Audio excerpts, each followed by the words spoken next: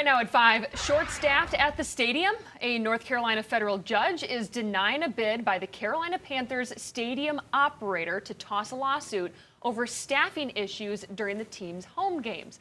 Queen City News Chief Legal Analyst Khalif Rhodes is joining us now to talk about this case. All right, Khalif, so what exactly is this suit alleging here? Well, it's a breach of contract. The Pro Services, the company that was hired, they were hired to do recruiting that covered ticket sales and staffing, security, and they alleged that we were operating under an agreement way back to 2010, and then at some point there was a new agreement that never mentioned anything of some additional type of security, something that the federal government offered that if they had it would allow them to save liability.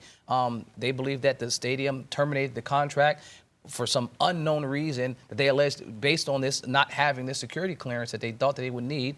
And so they filed suit. After they filed suit, the stadium then at that point requested this motion for dismissal. And the judge just denied it for sure. So why did the judge deny the dismissal? Anytime you're asking for a motion for summary disposition, the standard is pretty clear that first the case has to be looked at from the plaintiff's eyes. And so I'm assuming that the facts are true. That's what the judge will do. And they'll say, if the facts are true, where will that take me? And well, this case will take me to there's a material issue that has to be decided. The parties really aren't agreeing on what the terms of the contract actually said.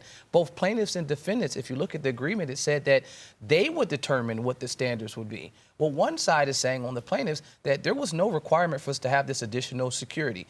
But the defendant is saying, yes, you did. Well, I can't dismiss the claim as the judge because I need a jury to make that determination. And that's why he dismissed it. All right, so the big question that probably a lot of Panthers fans have is how's that going to impact the games that people go to? Well, immediate impact should be clear, because also should be no impact on fans, because as the complaint says, Panther Stadium already had another person that they slid in there as another company that also doesn't have this type of additional security that they're looking for. The new one doesn't? The new one doesn't. Okay. And so I think plaintiff is saying, listen, we didn't have it, this other company didn't have it. That's also a reason that you guys just got rid of us because you didn't want us. Not because we didn't have this additional clearance that you're thinking that we should have.